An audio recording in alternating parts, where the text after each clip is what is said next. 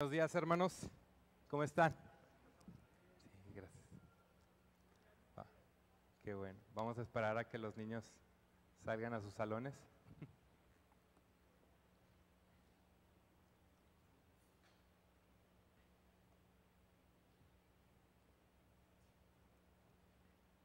El título de mi sermón en esta mañana lo titulé El amor por la iglesia del Señor Jesucristo. Y vamos a estar observando en esta mañana la primera carta a los tesalonicenses. Y ahora vamos a iniciar el capítulo 3 del verso 1 al 10. Y el propósito de mi mensaje va a ser el siguiente. Los que han sido llamados por Dios al ministerio pastoral se distinguirán por su cuidado a la iglesia del Señor Jesucristo y por su amor a las ovejas que han puesto bajo su protección. Y de igual manera, los mismos miembros de la iglesia local son llamados a cuidarse y amarse entre ellos. Si se pueden poner de pie para dar lectura a la palabra de Dios. La primera carta a los tesalonicenses, capítulo 3, verso 1 al 10. Y Dios en su palabra dice así: por lo cual, no pudiendo soportarlo más, pensamos que era mejor quedarnos solos en Atenas.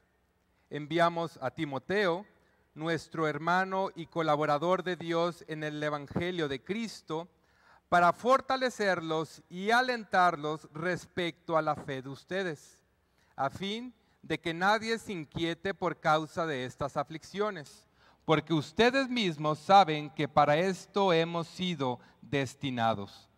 Porque en verdad, cuando estábamos con ustedes, les predecíamos que íbamos a sufrir aflicción, y así ha acontecido, como saben. Por eso también yo, cuando ya no pude soportar más, envié a Timoteo para informarme de su fe, por temor a que el tentador los hubiera tentado y que nuestro trabajo hubiera sido en vano. Pero ahora Timoteo ha regresado de ustedes a nosotros y nos ha traído buenas noticias de su fe y amor, y de que siempre tienen buen recuerdo de nosotros, anhelando vernos, como también nosotros a ustedes. Por eso, hermanos, en toda nuestra necesidad y aflicción, fuimos consolados respecto a ustedes por medio de su fe, porque ahora sí que vivimos, si ustedes están firmes en el Señor. Pues, ¿qué acción de gracias podemos dar a Dios por ustedes? Por todo el gozo con que nos regocijamos delante de nuestro Dios a causa de ustedes, según oramos intensamente de noche y de día, que podamos ver el rostro de ustedes y que completemos lo que falta a su fe. Oremos. Padre, te damos gracias en esta mañana, un día más de vida y un día más de tus misericordias, Señor. Podríamos estar en el mundo, pero estamos aquí por tu gracia, Señor. Te plació en tu voluntad y en tu amor escogernos antes de la fundación de este mundo. Escogernos en Cristo para el perdón de nuestros pecados y para hacernos justos delante de ti, Señor. Espíritu Santo, tú estás donde tu palabra se predica. Te pedimos que tú vengas a nosotros y abras nuestro entendimiento, nos des ojos espirituales para ver tu gloria en la palabra, que nos des oídos para recibir tu palabra y un corazón para creerla, amarla y vivirla, Señor. Que esta sea una mañana donde veamos tu gloria, Jesús, y podamos amarte aún más y podamos amarnos más entre nosotros, Señor. Esto es posible solamente por tu gracia, Señor. Así que te pedimos, Señor, que nos bendigas en esta mañana y que este sea un tiempo donde tú seas glorificado, Señor. Que tú seas glorificado en cómo escuchamos tu palabra y en cómo la recibimos, Señor. En el nombre de Jesús, amén. Pueden sentarse. Nuestro capítulo 3 de esta mañana comienza con las palabras por lo cual. En la gramática española, la expresión por lo cual se le conoce como una conjunción. Las conjunciones se dividen en dos grupos y cada grupo tiene diferentes categorías de palabras. Pero algo característico de las conjunciones es que son palabras o un conjunto de palabras que no tienen un significado por sí solas de manera aisladas a un texto. Porque la función de estas palabras es la de unir, conectar o la de relacionar diferentes elementos en una oración. Y la Biblia hace uso de muchos tipos de conjunciones. Por ejemplo, palabras como por lo tanto, puesto que, porque, pero, tal como o sin embargo. Estas conjunciones pueden parecer palabras insignificantes, palabras a las cuales no les damos mucha importancia en nuestro estudio o lectura de las Escrituras. Pero por lo general, estas pequeñas palabras suelen determinar el significado de un texto y en muchas ocasiones suelen ser las palabras más preciosas en toda la Biblia. Un ejemplo de la belleza de estas pequeñas palabras se encuentra en la carta a los Efesios, capítulo 2, verso 3 al 5, que va a aparecer en las pantallas. Y la palabra de Dios dice así: nosotros en otro tiempo vivíamos en las pasiones de nuestra carne, satisfaciendo los deseos de la carne y de la mente. Y éramos por naturaleza hijos de ira, lo mismo que los demás. En el verso 3, Pablo está haciendo una descripción de la realidad de nuestra naturaleza. Y es una descripción tan lamentable que nos llena de tristeza porque nos hace enfrentarnos a la realidad de cómo somos como personas. Nos enfrentamos a la realidad de lo que somos y nos comparamos con la justicia y bondad de Dios, y eso hace que nos preguntemos: ¿cómo es posible que un hombre culpable como yo puede estar delante de Dios en su presencia por la eternidad si Él es justo y bueno? Pero Pablo no terminó su discurso en el versículo 3. Observemos lo que continuó escribiendo en el verso 4. Pero Dios, ahí está la respuesta en sus hojas, pero Dios, que es rico en misericordia, por causa del gran amor con que nos amó, aun cuando estábamos muertos en nuestros delitos, nos dio vida juntamente con Cristo. Por gracia ustedes han sido salvados. La palabra pero es una conjunción y parece ser una palabra insignificante. Pero cuando la leemos dentro de una oración como esta, hace que nuestro corazón se regocije y se llene de esperanza. El verso 3 dice que somos pecadores, que merecemos morir por la eternidad. Y luego el verso 4 interrumpe el discurso con la palabra pero Dios. Es verdad que nuestra condición es la de pecadores que merecen el juicio de Dios, pero Dios nos amó, Dios nos perdonó y Dios nos declaró justos en Cristo Jesús. La palabra pero es una conjunción tan importante que todos nosotros aquí hemos probado tanto su dulzura como su sabor amargo. Como aquella mujer que fue al hospital y el doctor le dijo: me duele tener que decirte que tienes cáncer. En cuanto uno escucha esas palabras, en pocos segundos se te destroza el alma. Pero de igual modo, uno recobra el ánimo y la esperanza tan pronto el doctor pasa a decir: pero existe un remedio para ti. La palabra pero o cualquier otra conjunción pueden parecer palabras pequeñas, pero son palabras que cambian el significado de cualquier circunstancia. Y esta es una de las razones de por qué estas palabras son palabras tan importantes que debemos de prestar atención en nuestra lectura y estudio de la Biblia.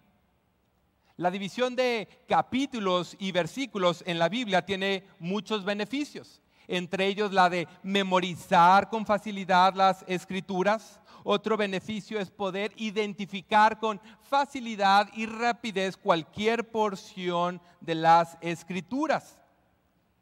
Esos son grandes beneficios. Pero uno de los obstáculos de las divisiones de capítulos y versículos es que puede confundirnos, haciéndonos pensar que cada capítulo es una idea aislada que no está conectada con el resto de los otros capítulos.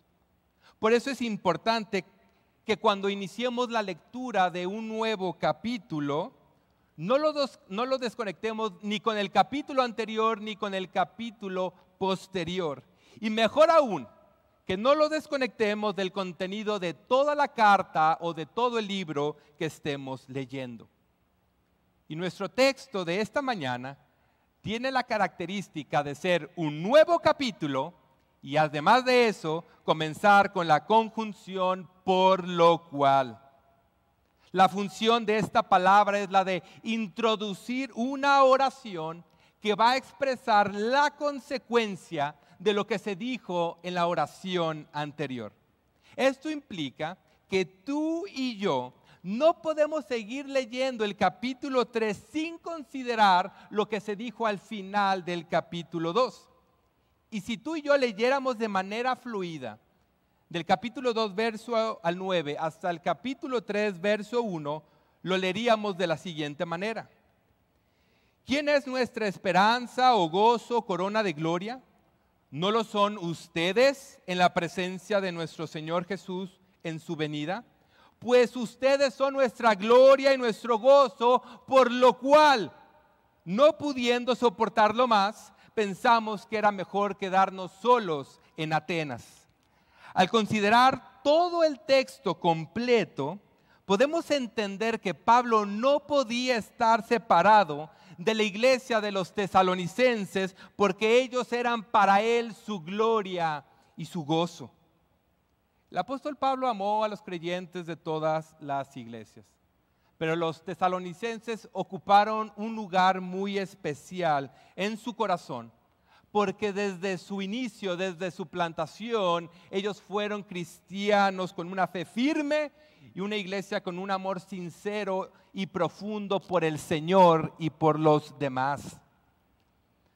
Para entender por qué los tesalonicenses causaban mucho gozo en el corazón del apóstol Pablo, debemos conocer el trasfondo de cómo inició esta iglesia.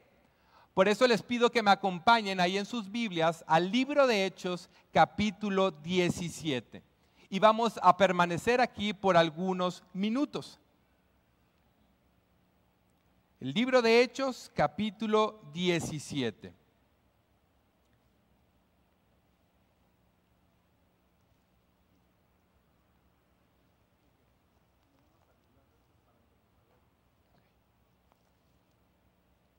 Vamos a leer del verso 1 al 4, donde se nos narra cómo inició esta iglesia. La palabra de Dios dice en Hechos capítulo 17, verso 1 al 4 de la siguiente manera. Pablo y Silas llegaron a Tesalónica, donde había una sinagoga de los judíos. Y Pablo entró según su costumbre y por 3 días de reposo discutió con ellos basándose en las Escrituras, explicando y presentando evidencia de que era necesario que el Cristo padeciera y resucitara de entre los muertos, y diciendo, este Jesús a quien yo les anuncio es el Cristo. Algunos de ellos creyeron y se unieron a Pablo y a Silas, junto con una gran multitud de griegos temerosos de Dios y muchas de las mujeres principales. Esta fue una iglesia que desde su inicio se edificó en la verdad de la palabra de Dios. Muchas iglesias en nuestro tiempo, incluso en nuestra ciudad, recurren al entretenimiento o a pláticas motivacionales para poder atraer multitudes a sus edificios. Pero Pablo nunca recurrió a elementos externos a la predicación de la palabra para poder establecer iglesias en diferentes partes del mundo, porque él sabía que Dios siempre salva por medio de la predicación de la palabra, y Dios siempre santifica a su pueblo y hace crecer a su iglesia por la palabra misma. Misión de Gracia, al igual que la iglesia de Tesalónica, fue una iglesia que desde su inicio se plantó con la predicación de la palabra. Y por la gracia de Dios continuará siendo edificada por la misma palabra. La iglesia en Tesalónica se estableció en un periodo corto, en un mes. Pero el apóstol Pablo, junto con su compañero Silas, tuvieron que huir de la ciudad de Tesalónica debido a una persecución que se empezó a desatar. El mismo libro de Hechos, ahí en el capítulo 17, pero ahora vamos a ir al verso 5 al 10, vamos a leer qué fue lo que ocurrió, por qué Pablo y Silas fueron expulsados de la ciudad de Tesalónica. Verso 5 en adelante dice: pero los judíos, llenos de envidia, llevaron algunos hombres malvados de la plaza pública, organizaron una turba y alborotaron la ciudad. Asaltando la casa de Jasón, procuraban sacarlos al pueblo. Al no encontrarlos, arrastraron a Jasón y algunos de los hermanos ante las autoridades de la ciudad, gritando: esos que han trastornado el mundo han venido aquí también, y Jasón los ha recibido. Todos ellos actúan contra los decretos del César, diciendo que hay otro rey llamado Jesús. Y alborotaron a la multitud y a las autoridades de la ciudad que oían esto. Pero después de recibir una fianza de Jasón y de los otros, los soltaron. Enseguida, los hermanos enviaron de noche a Pablo y a Silas a Berea. Por medio de las enseñanzas de Pablo, muchos estaban convirtiendo a Cristo. Pero hubo un grupo de judíos que decidieron detener el avance del evangelio en la ciudad de Tesalónica. Y la manera en que lo hicieron fue reclutar hombres que eran conocidos por su maldad. Después de que reclutaron a un gran número de personas, empezaron a alborotar a toda la ciudad y a perseguir al nuevo grupo de cristianos. Se supo que había un hombre llamado Jasón que se había convertido, y su casa estaba siendo usada como un punto de reunión. Así que esta turba fue hasta su casa para apresar a los nuevos creyentes. Pero no encontraron ni a Pablo ni a Silas, pero tomaron preso a Jasón y a otros hermanos que estaban con él. La predicación del evangelio ya se estaba escuchando en diferentes partes del mundo. Por eso, cuando llevaron a los nuevos cristianos ante las autoridades, este grupo de judíos les dijeron: estos cristianos que hemos estado escuchando, que han estado predicando un tal evangelio y un tal Jesús en diferentes partes del mundo, ahora resulta que han llegado a nuestra ciudad. La manera en la que estos cristianos estaban trastornando el mundo no era por medio de marchas o protestas, no era que se unieron a un movimiento de justicia social, sino que era por medio de la predicación del evangelio y siguiendo a Jesús como el Rey y Señor de todo cuanto existe. Uno de los grandes delitos en el Imperio Romano era ceder tu lealtad a otro rey que no fuera el César. La lealtad al César era vivir y creer todo cuanto el Imperio Romano dictaminara. Pero en cuanto uno se convertía a Cristo, cedía esa lealtad a Jesús para ahora vivir y creer todo cuanto Él ha dicho en su palabra. Tú que estás esta mañana delante de la palabra del Dios vivo, déjame hacerte una pregunta. ¿A quién le pertenece tu lealtad? ¿Para con el mundo o para con Dios? Dios permite que vivamos tiempos de aflicción o que vivamos diversas circunstancias en nuestras vidas, porque es en esos momentos donde sale a relucir a quien le pertenece nuestra lealtad. Examina tu vida. Pregúntate en esta mañana y durante el día, ¿a quién le pertenece tu lealtad? En el libro de Hechos leímos que Jasón tuvo que pagar una fianza para que lo soltaran a él y a otros hermanos. Los nuevos creyentes en Tesalónica sabían que la situación era muy delicada, así que decidieron sacar a Pablo y a Silas. Por la noche les ayudaron para que ellos pudieran huir y así se dirigieran a otra ciudad, una región llamada Berea. El hermano Jasón es un ejemplo de cómo nosotros los cristianos debemos de ser hospitalarios con nuestros hermanos de la iglesia y de cómo debemos usar nuestros recursos para el beneficio de nuestra iglesia local. El apóstol Pablo fue expulsado de Tesalónica y se dirigió hacia el sur, a la región de Berea. Muchos se estaban convirtiendo en Berea por el ministerio de Pablo y la noticia se comenzó a expandir por las regiones de alrededor. Y los mismos judíos que buscaron destruir el ministerio de Pablo en Tesalónica se enteraron de que ahora él estaba en Berea haciendo lo mismo. ¿Y saben qué? Decidieron ir hacia Berea para poder perseguir a Pablo. Así que una vez más, Pablo tiene que huir a otra ciudad junto a sus amigos Silas y Timoteo. En el libro de Hechos, ahora en el verso 13 al 15 se nos narra cómo fue que ocurrió esto. Pero cuando los judíos de Tesalónica supieron que la palabra de Dios había sido proclamada por Pablo también en Berea, fueron también allá para agitar y alborotar a las multitudes. Entonces los hermanos inmediatamente enviaron a Pablo para que se fuera hasta el mar, pero Silas y Timoteo se quedaron allí. Los que conducían a Pablo lo llevaron hasta Atenas y después de recibir órdenes de que Silas y Timoteo se unieran a él lo más pronto posible, se fueron. Pablo una vez más tuvo que ser expulsado de la ciudad donde estaba ministrando y ahora en esta ocasión se dirigió a la ciudad de Atenas. Timoteo y Silas se quedaron un tiempo en Berea, pero después de un tiempo que desconocemos, fueron detrás de Pablo a reunirse con él en Atenas.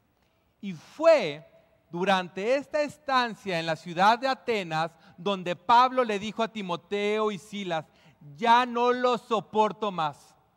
Ya no soporto estar separado de la iglesia de los tesalonicenses. Necesito enviarte a ti, a Timoteo, para que averigües cómo se encuentra esta iglesia. Los tesalonicenses eran una iglesia muy joven que se había establecido en pocas semanas y por eso era muy probable que debido a la persecución y a los falsos maestros, esta iglesia se estuviera desviando de la verdad de la palabra. Por eso Pablo estaba preocupado por ellos. En 1 Corintios capítulo 11, verso 1, Pablo dijo: sean imitadores de mí como yo también lo soy de Cristo. Todo lo que Pablo hacía como un pastor terrenal era una imitación de lo que hace el gran pastor celestial, que es nuestro Señor Jesucristo. Si hemos visto el gran amor que tuvo Pablo por los tesalonicenses, ¿acaso no crees que el amor de Jesús para con nosotros sea mayor?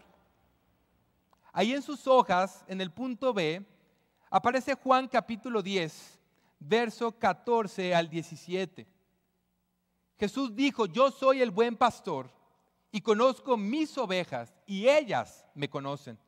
Al igual que el Padre me conoce y yo conozco al Padre y doy mi vida por las ovejas. Jesús es el gran pastor de nuestras almas quien dio su vida por nosotros. No le importó dejar su gloria en el cielo para ser insultado y maltratado por su misma creación. Uno podría pensar que las ovejas por las cuales el Señor dio su vida fueron los apóstoles y tal vez algunas otras personas de ese tiempo, pero vean lo que dice el verso 16 en adelante. Tengo otras ovejas que no son de este redil. A esas también yo debo traerlas, y oirán mi voz, y serán un rebaño con un solo pastor. Por eso el Padre me ama, porque yo doy mi vida para tomarla de nuevo. Hermanos, nosotros somos estas otras ovejas, a quien el Señor nos habló por su palabra, y nosotros oímos su voz, y ahora le seguimos con fe. Fuimos creados para estar en Cristo, no para estar separados de Él. El verdadero creyente no soporta estar separado de su Salvador, así como Pablo no soportaba estar separado de sus hermanos en Tesalónica. Y yo te pregunto, ¿tú eres capaz de pasar días enteros sin escuchar la voz del gran pastor en su palabra escrita? ¿Eres capaz de soportar estar separado de Él días enteros, semanas o meses? La única manera en la que no vamos a soportar estar separados entre nosotros es cuando empecemos a no soportar estar separado de nuestro Señor Jesús. Y el texto sigue diciendo en el verso 1, por lo cual, no pudiendo soportarlo más, pensamos que era mejor quedarnos solos en Atenas. Pablo no soportaba el no saber cómo se encontraban los creyentes en Tesalónica. Por eso prefirió quedarse solo en Atenas para poder enviar a Timoteo y saber cómo se encontraban las nuevas iglesias. El libro de Hechos nos dice que Pablo se quedó solo en Atenas, pero al leer la carta, Pablo no escribió en singular, sino que escribió en plural. Él dijo, era mejor quedarnos solos en Atenas. Era una costumbre de Pablo escribir en plural, aun cuando se trataba de algo que él estaba haciendo solo. Él siempre hablaba en nombre de sus compañeros de ministerio. Todo lo que él hacía, él sentía que lo hacía en nombre de todos sus hermanos. Pero la realidad es que Pablo se quedó solo en Atenas, haciendo un sacrificio para el bienestar de los tesalonicenses. En el idioma original, la palabra para quedarme solo, quedarnos solo, es una palabra que se usaba en el contexto de sentirse abandonado después de que un ser amado ha muerto. Muchos de nosotros conocemos ese sentimiento. Un día estás acompañado por el ser que amas y en un momento inesperado esta persona muere y ya no está contigo. Literal te sientes abandonado, te sientes solo en el mundo. Bueno, Pablo dice que se sintió así al decidir quedarse solo en Atenas con tal de que los tesalonicenses pudieran tener a Timoteo en medio de ellos. Un amigo tiene una frase que se me quedó muy grabada y esta frase dice, tu bien a mi costo. Es decir, debemos buscar el bienestar de los demás, aun si eso implica que nos cueste algo. Tu bien a mi costo. Un verdadero pastor siempre va a buscar sacrificarse para el beneficio de la iglesia. Miren lo que Pablo le escribió a los Corintios. Es un texto largo, pero está allí en sus hojas. En muchos más trabajos, en muchas más cárceles, en azotes, un sinnúmero de veces, con frecuencia en peligros de muerte. Pablo está describiendo sus problemas personales. Verso 24. 5 veces he recibido de los judíos 39 azotes. 3 veces he sido golpeado con varas. 1 vez fui apedreado. 3 veces he naufragado. He pasado una noche y un día en lo profundo, con frecuencia en viajes, en peligros de ríos, peligros de salteadores, peligros de mis compatriotas, peligros de los gentiles, peligros en la ciudad, peligros en el desierto, peligros en el mar, peligros entre los falsos hermanos, en trabajos y fatigas, en muchas noches de desvelo, en hambre y sed, con frecuencia sin comida, en frío y desnudez. Estos son realmente problemas. Pero vean lo que Pablo dice en el verso 28 y 29. Aquí Pablo muestra su corazón, su amor por la iglesia del Señor. Verso 28. Además de estas cosas externas, está sobre mí la presión cotidiana de la preocupación por todas las iglesias. ¿Quién es débil sin que yo sea débil? ¿A quién se le hace pecar sin que yo no me preocupe intensamente? Pablo estaba sufriendo muchas cosas. Cuando nosotros pasamos circunstancias difíciles, nos enfocamos en nosotros y no en los demás, porque decimos, ya estoy pasando suficientes cosas como para ocuparme en otros. Pero el apóstol Pablo, a pesar de todas estas cosas que estaba viviendo, a eso él añadió, pero sobre esto tengo una preocupación por todas las iglesias. Si alguien es débil en la iglesia, yo me siento débil. Cuando alguien peca de mis hermanos, yo me preocupo intensamente. Un verdadero pastor siempre se preocupará más por la iglesia antes que por sus propios problemas. Y esta misma actitud del pastor también debe de estar en todos nosotros. Déjame hacerte una pregunta.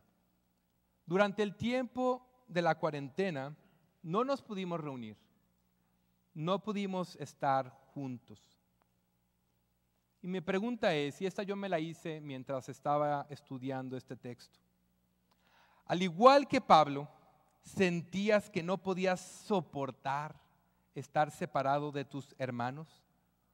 ¿O la realidad es que no te preocupó en lo más mínimo? ¿Te preocupó saber cuál era la condición de su fe? Así como Pablo estaba preocupado, ¿cuál será la condición de mis hermanos en Tesalónica? Debemos de pedirle a nuestro Dios que nos dé un corazón como el de Pablo. Que ninguno de nosotros soportemos estar separados los unos de los otros. Que lo que más amemos sea estar juntos, amarnos y servir a nuestro Señor y Salvador. Pero el sacrificio que hizo Pablo por los tesalonicenses, aunque nos muestra su amor por la iglesia, no se puede comparar al amor que Jesús tiene por su iglesia. Pablo se sintió abandonado en la ciudad de Atenas, pero nuestro Señor fue abandonado en diferentes ocasiones durante su ministerio. Pero el peor de todos fue su abandono en la cruz del Calvario cuando exclamó, Dios mío, ¿por qué me has abandonado? Jesús experimentó un abandono real porque cargó con tus pecados y mis pecados y recibió el juicio de Dios que tú y yo merecíamos. Jesús nos amó tanto que Él prefirió sufrir el abandono de Dios para que tú y yo jamás seamos abandonados por Él. Y esto nos lleva a nuestra segunda parte del sermón, donde vamos a concentrarnos del versículo 2 al 5. Nuestro texto continúa diciendo en el verso 2, enviamos a Timoteo, nuestro hermano y colaborador de Dios en el Evangelio de Cristo. Cuando Misión de Gracia se plantó hace 22 años, la iglesia de Ciudad Juárez tuvo que sacrificar a muchos de sus mejores líderes para que esta iglesia se pudiera iniciar. Ellos hubieran sido egoístas si no hubieran enviado lo mejor que tenían, tanto líderes como miembros. Pero como ellos amaron más la causa de Cristo, estuvieron dispuestos a enviar de lo mejor que tenían. Y de la misma manera Pablo no fue egoísta porque estuvo dispuesto a enviar el mejor siervo que tenía para el beneficio de los tesalonicenses. Lo mejor para Pablo era que Timoteo se quedara con él, él le hiciera compañía durante su ministerio en Atenas. pero él prefirió quedarse solo para poder beneficiar a la iglesia en Tesalónica. En este texto Pablo se refiere a Timoteo como un hermano. Envío a Timoteo, nuestro hermano. Estuve meditando de por qué esta iglesia ha sido capaz de sostenerse por más de 20 años. Y creo que una de las razones es porque los pastores y muchos de sus líderes llevan siendo amigos por más de 40 años. No son meros compañeros de ministerio, son una familia. Y del mismo modo, Pablo no consideró a Timoteo un mero compañero de ministerio, sino que lo consideró su hermano, como alguien de su familia. Esta es una de las razones por la cual el ministerio de Pablo fue tan eficiente. Siempre estuvo rodeado de personas que no las vio como compañeros de ministerio únicamente, sino que los consideró su familia. Por eso no fue fácil para él enviar a Timoteo, pero lo hizo porque un verdadero pastor siempre va a sacrificar lo mejor que tiene con tal de beneficiar al pueblo de Dios. Pero no solamente se refirió a Timoteo como nuestro hermano, sino como un colaborador de Dios. Muchas iglesias en su liderazgo buscan tener personas talentosas, personas con personalidades capaces de atraer multitudes, pero una iglesia bíblica siempre va a buscar tener en su equipo pastoral y en el liderazgo de su iglesia personas que colaboren con Dios en el avance del reino. No que colaboren consigo mismos para pronunciar la gloria de sus nombres.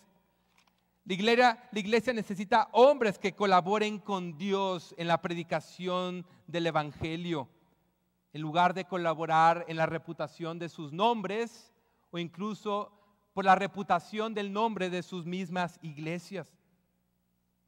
Como miembros de esta iglesia, nosotros también tenemos que enviar lo mejor de nosotros, lo mejor de nuestras fuerzas, lo mejor de nuestras vidas, lo mejor de nuestra juventud o de nuestra adultez, lo mejor de nuestras habilidades, lo mejor de nuestro tiempo, lo mejor de nuestros recursos. Antes de querer enviar a alguien más a servir, nos debemos enviar a nosotros mismos a servir la iglesia en la que el Señor nos ha colocado.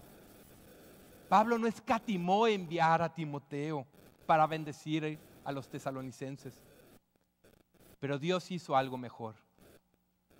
Nuestro Dios nos amó de tal manera que no escatimó a su propio Hijo, sino que lo envió para habitar entre nosotros y para rescatarnos de nuestros pecados. Nuestro Señor vivió una vida perfecta y murió en nuestro lugar recibiendo la ira y el castigo de Dios que tú y yo merecíamos por causa de nuestras transgresiones. Por su muerte podemos ser perdonados y por su vida perfecta, ahora tú y yo podemos ser justos delante de Él. Pero después que Jesús ascendió a la diestra del Padre, Dios hizo otro sacrificio. El Padre y el Hijo enviaron al Espíritu Santo, no a habitar entre nosotros, sino a habitar en nosotros. Jesús es Emmanuel, Dios entre nosotros, pero el Espíritu de Dios es Dios en nosotros. Qué gran sacrificio ha hecho el Espíritu Santo. No a habitar entre pecadores, sino a habitar en los mismos pecadores. Y ese gran sacrificio del Espíritu de Dios ha hecho posible que tú y yo podamos creer en Jesús y que podamos ser santificados por su palabra. El texto continúa diciendo: enviamos a Timoteo, nuestro hermano y colaborador de Dios en el Evangelio de Cristo. ¿Con qué propósito? Para fortalecerlos y alentarlos respecto a la fe de ustedes. El propósito por el cual Timoteo fue enviado fue para fortalecer y alentar la fe de los tesalonicenses. Esta iglesia, a pesar de ser una iglesia joven, era una iglesia muy madura. A lo largo de la carta se nos ha dicho que esta iglesia recibió la predicación de los apóstoles como lo que era la palabra de Dios. Aplicaron la palabra de Dios a sus vidas, se convirtieron de los ídolos al único Dios verdadero, estaban soportando persecución y aflicción y estaban viviendo sus vidas a la luz del Evangelio. Sin embargo, Pablo consideraba, aún ustedes necesitan ser fortalecidos en la fe. A veces la palabra fe en la Biblia tiene diferentes significados. A veces es una referencia al cuerpo de doctrinas que están en las Escrituras, y a veces la palabra fe se refiere a la creencia de las doctrinas de la palabra. Cuando Pablo envió a Timoteo para fortalecer la fe de los tesalonicenses, no era tanto para enseñarles doctrina, sino para fortalecer su creencia en las doctrinas que ya habían escuchado. Pablo quería que esta iglesia también tuviera un entendimiento de las Escrituras, un mejor entendimiento, porque él sabía que un buen conocimiento de la palabra es lo que produce en nosotros una mayor confianza en Dios. Por lo que tú crees acerca de Dios y de Cristo siempre va a determinar cómo habrás de vivir tu vida. Pablo y Timoteo dejaron un ejemplo a todo hombre que es llamado al ministerio pastoral, pero también es importante imitar a Pablo. Así que yo tengo una pregunta para los que son padres de familia. ¿De qué manera fortaleces a tu familia? Cuando tu familia está atravesando pruebas o aflicciones, ¿de qué manera traes fortaleza a la vida de tus hijos y a la de tu matrimonio? Lamentablemente muchos padres pasan tanto tiempo en otras cosas y no en el conocimiento de la palabra de Dios, que cuando llegan las aflicciones y las tormentas a sus casas, no saben, no tienen ni idea de cómo fortalecer a sus hijos y a sus esposas. En el verso 3 y 4 Pablo nos dice, ¿por qué Pablo quería enviar a Timoteo? Verso 3, a fin de que nadie se inquiete por causa de estas aflicciones, porque ustedes mismos saben que para esto hemos sido destinados. Porque en verdad, cuando estábamos con ustedes, les predecíamos que íbamos a sufrir aflicción, y así ha acontecido, como ustedes ya saben. La palabra inquietarse es una palabra interesante. Esta palabra significa ir de un lugar a otro, de adelante para atrás. Estar inquieto significa no poder estar en un solo lugar de manera firme. Los tesalonicenses, al ser una iglesia joven, eran propensos a desviarse con facilidad. Pablo dijo lo siguiente en Efesios capítulo 4, verso 14, que está en sus hojas. Entonces ya no seremos niños, sacudidos por las olas y llevados de aquí para allá por todo viento de doctrina, por la astucia de los hombres, por las artimañas engañosas del error. Los tesalonicenses eran nuevos creyentes. Y cuando uno es un nuevo creyente, es fácil confundirse o ser arrastrado por falsas doctrinas. Y cuando a esto todavía le sumas una intensa aflicción y persecución por causa de tu nueva fe, es más fácil ser desviado de la sana doctrina. Pablo no quería que eso pasara con esta iglesia. Por eso envió a Timoteo para averiguar cómo se encontraba su fe. La sorpresa que se llevó Timoteo y que regresó con este reporte fue decirle a Pablo, ¿sabes qué? Su fe está intacta. Están firmes en la fe, están firmes en su amor.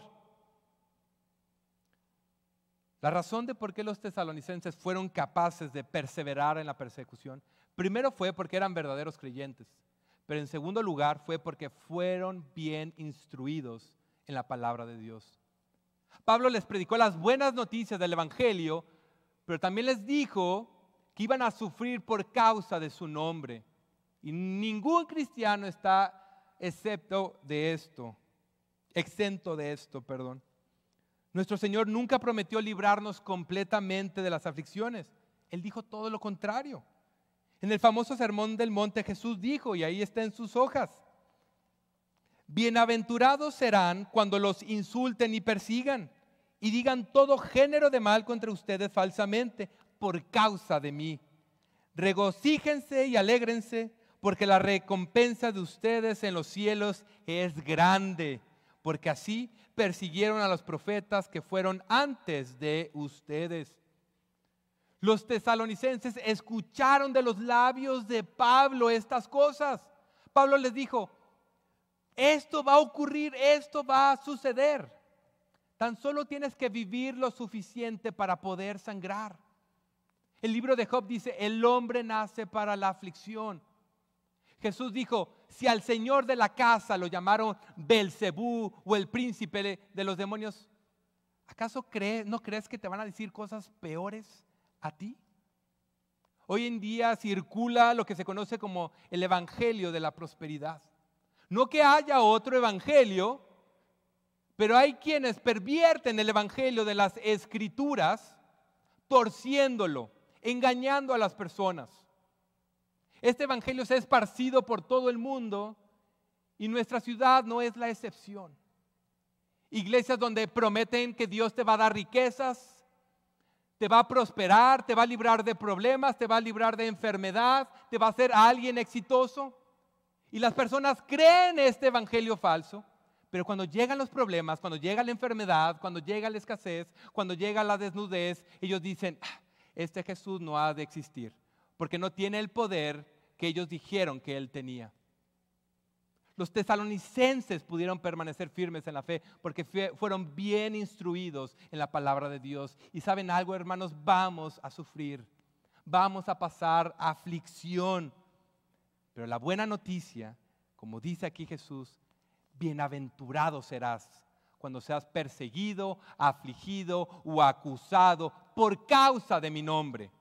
No por causa de tus pecados, porque el pecado puede traer como consecuencia este tipo de cosas. Jesús dice: por causa de mí, por causa de la santidad, por causa de la justicia. Dios es soberano y todo el sufrimiento que vive su iglesia tiene un propósito. Todo obra para bien para aquellos que amamos al Señor. Por eso, alégrense, porque las pruebas que buscan debilitar nuestra fe siempre son pruebas que Dios usa para formarnos a la imagen de Cristo.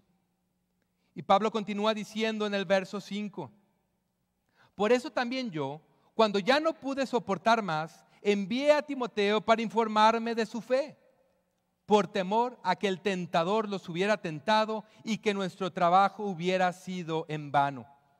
Pablo tenía temor de que los tesalonicenses fueran engañados por los falsos maestros y por Satanás mismo. La realidad es que Pablo pasó muy poco tiempo con este nuevo grupo de cristianos. Así que él no sabía, él no tenía la certeza de que la nueva fe de este grupo de personas era genuina y no superficial. Por eso Pablo vuelve a decir: no lo soporté más, quería saber cómo se encontraba su fe. Su preocupación, ¿se dan cuenta? No era su reputación, no era su fama.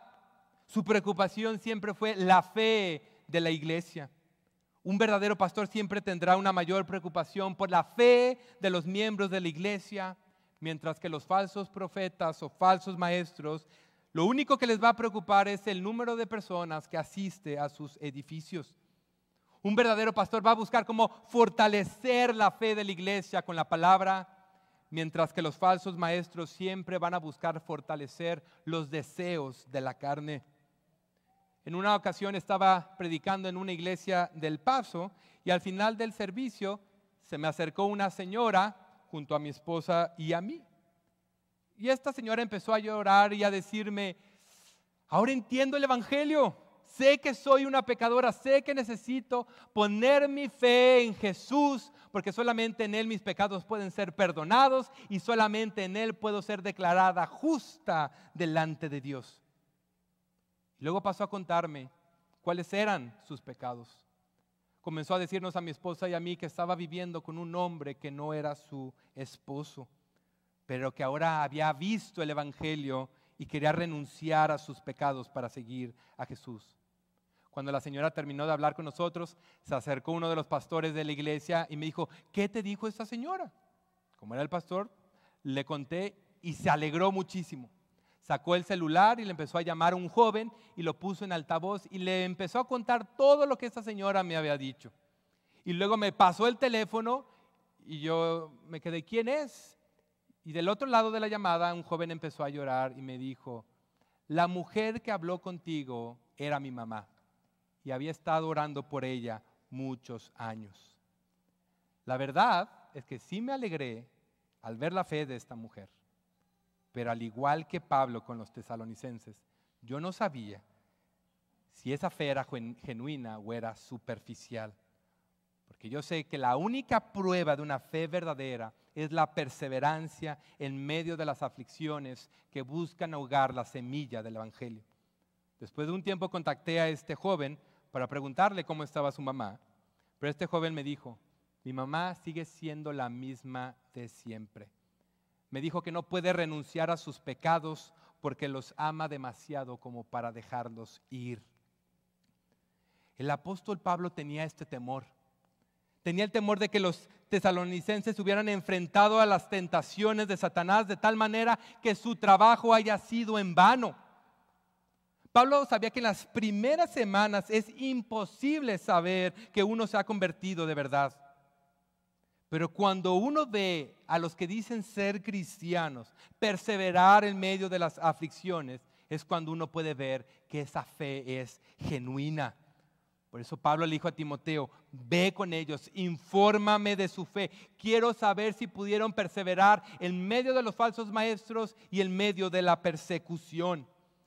Segunda de Corintios 2:11 dice, para que Satanás no tome ventajas sobre nosotros, pues no ignoramos sus planes. No debemos de ignorar las artimañas y las astucias de Satanás. Hay tentaciones en las que cedemos y van a debilitar nuestra fe poco a poco.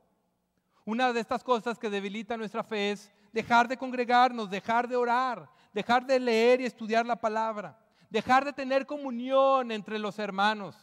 En los matrimonios, cuando el uno se niega al otro y no cuidan y no protegen su amor, dan lugar al enemigo. Hay muchas maneras en las que Satanás nos tienta y Pablo dice aquí, nosotros no ignoramos sus planes. Por eso es importante que tú y yo entendamos cómo obra el enemigo para poder cuidar nuestras almas. Pero sobre todo, nuestra esperanza como cristianos, aunque es el esfuerzo en la piedad, el esfuerzo en estos medios de gracia, sobre todo eso está la intercesión de nuestro Señor Jesús. En Juan 17:15, Jesús oró al Padre y le dijo, no te ruego que los saques del mundo, refiriéndose a la iglesia, sino que los guardes del maligno. En una ocasión Jesús le dijo al apóstol Pedro, y está ahí en sus hojas, Simón, Simón, mira que Satanás los ha reclamado a ustedes para zarandearlos como a trigo. Pero yo he rogado por ti para que tu fe no falle. Y tú, una vez que hayas regresado, fortalece a tus hermanos. Debemos de esforzarnos en aplicar la palabra de Dios en nuestras vidas para no caer en tentación. Pero lo que nos va a librar del temor es saber que nuestro Señor siempre ruega por nosotros para que nuestra fe nunca desfallezca. Tal vez no hay alguien orando por ti, pero consuélate en saber que el Hijo de Dios, que está a la diestra del Padre, te dice, yo he rogado para que tu fe no falle. Satanás tal vez quiere zarandearte como trigo, sacudir tu fe, pero yo he rogado para que esa fe permanezca firme. Y esto nos lleva al último punto del sermón, que es del verso 6 al 10. Pablo estaba preocupado de cuál era la situación de los tesalonicenses, pero se alegró en gran manera cuando Timoteo le trajo la gran noticia de que ellos estaban firmes en la fe. Observemos cómo dice el verso 6. Pero ahora Timoteo ha regresado de ustedes a nosotros y nos ha traído buenas noticias de su fe y amor y de que siempre tienen un buen recuerdo de nosotros, anhelando vernos, como también nosotros a ustedes. Pablo pensó que los tesalonicenses se iban a dejar engañar por los falsos maestros. Pablo estaba triste porque estaba pensando, seguramente ya se olvidaron de mí. Seguramente ya me desecharon como un apóstol del Señor Jesucristo. Pero llega Timoteo y le dice, no, Pablo, estás equivocado.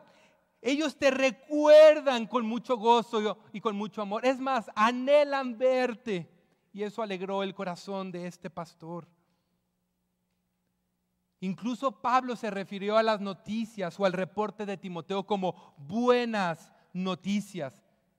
Pablo dice, nos han traído buenas noticias de su fe y amor. La palabra buenas noticias es de un uso exclusivo para referirse a la obra redentora de Cristo Jesús. Pero Pablo no encontró otra palabra para describir el gozo que estaba sintiendo, que tuvo que usar la misma palabra. El mismo gozo que le causó el sacrificio y la resurrección de Jesús es la misma clase de gozo que le causó saber que sus hermanos estaban firmes en la fe y que lo seguían amando. La razón de por qué Pablo se alegró es que estaban firmes en la fe y en su amor. ¿Por qué? Porque la evidencia de la salvación es la fe en Jesús y nuestro amor por Él. Hace unos años, hace como 4 o 5 años, me invitaron a predicar a una iglesia de Ciudad Juárez. Y cuando terminé de predicar, estaba hablando con un grupo de personas y en eso entró una jovencita llorando. No le importó llorar delante de este grupo y me dijo, te tengo que confesar algo. Todos nos quedamos como asustados y yo le pregunté, ¿qué es? ¿Cuál es tu pregunta? Y ella dijo, ¿cómo sé que he sido salva de mis pecados? ¿Cómo sé que estoy entre las escogidas de Dios para que su Hijo muriera por mí en la cruz? Luego ella dijo, yo amo al Señor con todo mi corazón, pero me destroza el pensar que tal vez Él no me ama a mí. Tal vez yo lo amo, creo en Él, lo sigo, pero tal vez Él no me escogió para salvación. ¿Cómo puedo saber que Él me ama y que Él murió por mí en la cruz para salvarme de la ira venidera? Todos se quedaron esperando viendo qué iba a responder y nadie se esperaba mi respuesta, pero yo le dije, ¿a poco eso te preocupa? ¿Para qué gastas tu juventud viviendo para Jesús? Eres joven. Te conviene irte al mundo como el resto de las personas. Haz lo que quieras con tu vida. Disfruta en tu vida todo lo que la Biblia llama pecado y deja de mortificarte. En eso me respondió llorando, yo no puedo hacer eso. Eso no es lo que mi corazón desea. Mi corazón ama a Jesús, pero lo único que no sé es si Él me ama a mí y Él me escogió para salvación.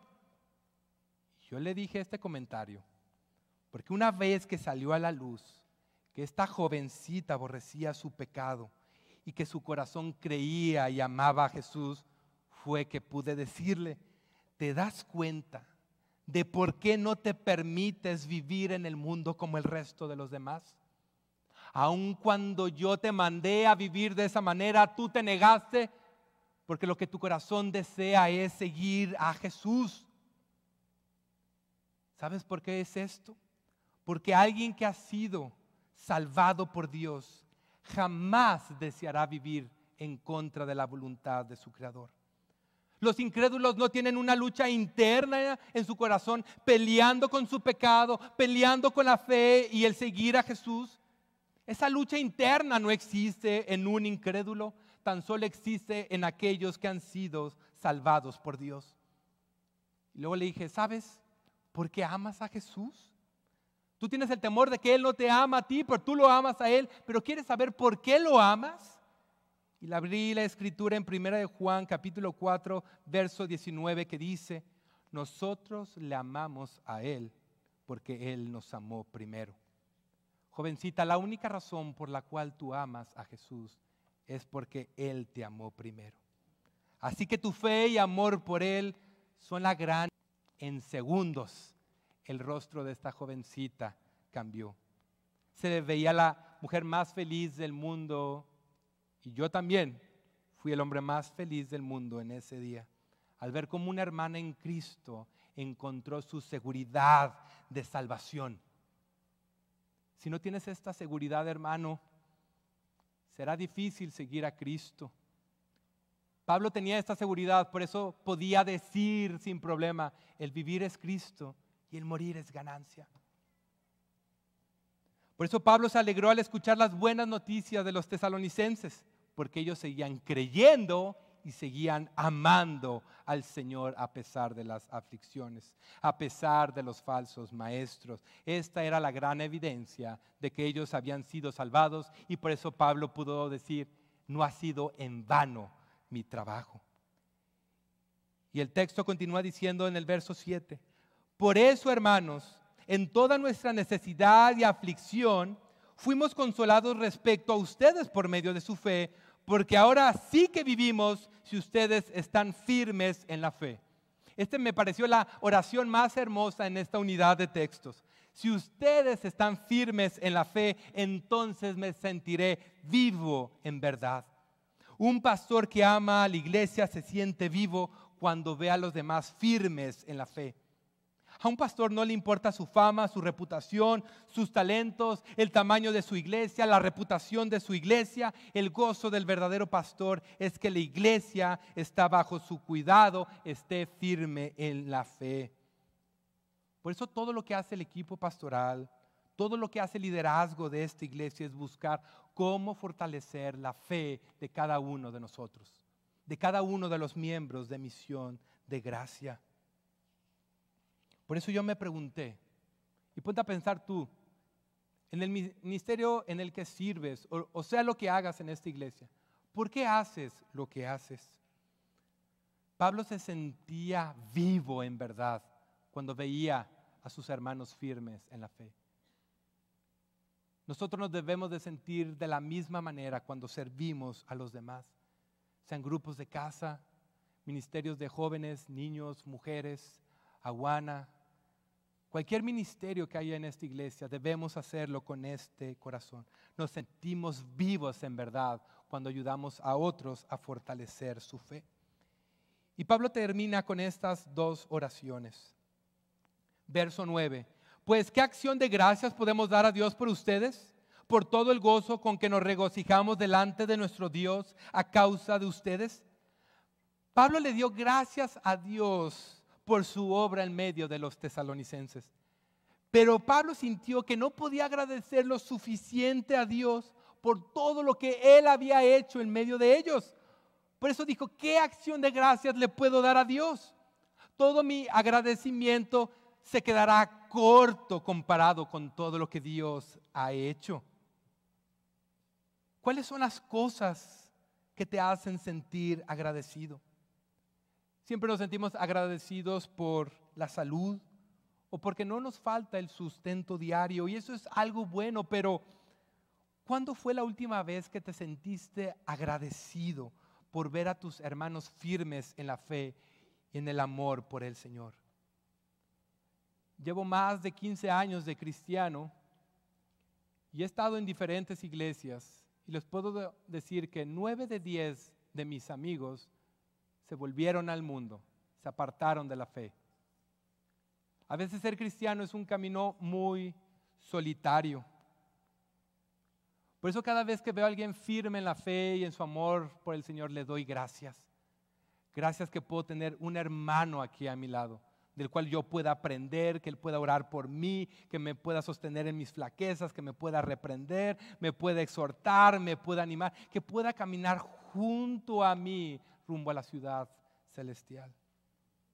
Y el verso 10 termina diciendo, según oramos intensamente de noche y de día, que podamos ver el rostro de ustedes y que completemos lo que falta a su fe. Un verdadero pastor ora intensamente por la iglesia que está a su cuidado. Nosotros, como miembros de esta iglesia, también debemos de orar por nuestros pastores y orar los unos por los otros. Que Dios nos guarde, que Dios nos mantenga firmes en la verdad de su palabra. Nuestra confianza está en que el que comenzó la buena obra, Él la terminará. Pero durante este trayecto largo, durante este éxodo, antes de entrar a su tierra prometida, nos necesitamos los unos a los otros para mantenernos firmes en la fe. Y Pablo les dijo que oró por ellos por dos cosas: para poder ver su rostro y para poder completar lo que faltaba a su fe. Le pedía a Dios que pudiera ver el rostro de los tesalonicenses pronto. El deseo de todo creyente debe ser ver el rostro de sus hermanos cada vez que se reúnen. Nuestro pensamiento por la mañana debe de ser: voy a ver el rostro de mis hermanos. O durante la semana: ya quiero ver el rostro de mis hermanos y adorar a Dios junto a ellos. Y la última preocupación de Pablo era completar su fe. Pablo quería enseñarles todo el consejo de Dios, todas las escrituras, para que no le faltara nada a su fe. Hay pastores allá afuera que tan solo buscan entretener o hacer pláticas motivacionales, y sí, sus iglesias se llenan, pero son unas iglesias llenas de huesos muertos. Lo único que están haciendo con esos miembros es que les falte todo a su fe. Pero por la gracia de Dios, hermanos, por su pura gracia y misericordia, estamos en una iglesia que nos nutre con la palabra de Dios, que busca que a nuestra fe no les falte nada. El deseo de Pablo era ver su rostro y completar a su fe. Y ¿saben algo? El deseo de nuestro Señor Jesús es mayor. Ese es el deseo del Señor para con todos nosotros. Por eso Él oró a su Padre en el Evangelio de Juan, capítulo 17, verso 24, que aparece en sus hojas. Padre, aquellos que me has dado, quiero que donde yo estoy, también ellos estén conmigo, para que vean mi gloria que me has dado. El deseo de nuestro Dios Jesús es ver nuestro rostro. Así como nuestro anhelo es ver su rostro en la eternidad, de igual manera el deseo de nuestro Señor es ver el rostro de cada uno de nosotros. Y en esta misma oración, pero ahora en el verso 17, Jesús oró lo siguiente: Padre, santifícalos en tu verdad, tu palabra es verdad. El deseo de nuestro Señor es que nuestra fe esté completa. Por eso le pidió a Dios el Padre que Él nos santificara por su palabra. Y la única manera de completar nuestra fe, de que tengamos una fe firme, una fe conforme a la voluntad de Dios, es a través de la palabra. Por eso la oración del Señor: santifícalos en tu verdad, tu palabra es verdad. Y bendito sea su nombre, que en esta iglesia se nos permite tener su palabra, enseñar su palabra y recibir su palabra. Así que terminemos orando y dándole gracias a Dios por estas cosas.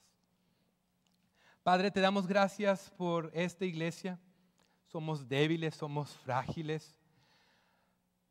Tal vez ni siquiera tenemos la madurez de la iglesia en Tesalónica, pero si aún ellos necesitaban ser animados en su fe, fortalecidos, aún a su fe le faltaban cosas, pues también a nosotros, Señor.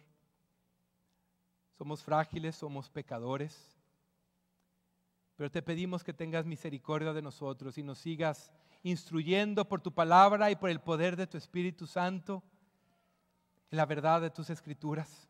Que podamos ver tu gloria y al ver tu gloria seamos transformados para ser más santos, para que nos amemos más entre nosotros, para que te amemos más a ti, Señor. Esto no es fácil, Señor, pero sabemos que en ti, Señor, es posible, porque es tu Espíritu obrando en nosotros. Sí nos esforzamos en la gracia, pero eres tú obrando en nosotros para sostenernos y hacer tu voluntad. Bendigo a todos mis hermanos, Señor, y bendice tu palabra, Señor, que no vuelva a ti vacía, Señor, sino que dé fruto en nuestros corazones. Y te damos gracias por la cruz, que es por tu sacrificio, Jesús, que estamos aquí. No nuestros méritos, no nuestra buena moral, sino tu obra en la cruz y tu resurrección. Te damos toda la gloria. Amén. Están despedidos, hermanos, y que tengan muy bonito domingo.